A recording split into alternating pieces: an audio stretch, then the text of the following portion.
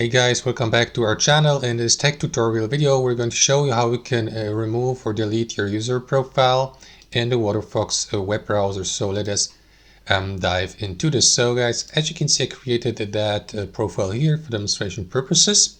Let me close it and also show you how you can manage your profiles and remove them if you don't want to use them. So what you need to do is click into these three lines in the top right, navigate into the second option from the top, which is your currently used profile, and you can open, for example, Waterfox in a new window using another profile.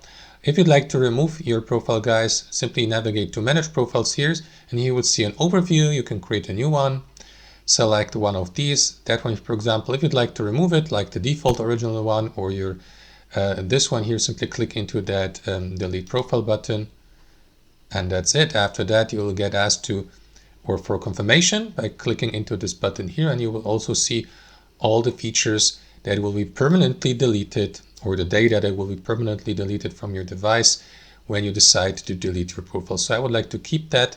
So let me click into cancel here, and that's it, guys. That's how you remove your user profile on Waterfox browser. Thanks for watching. Hope you enjoyed it, got some value from it, and we'll catch you later.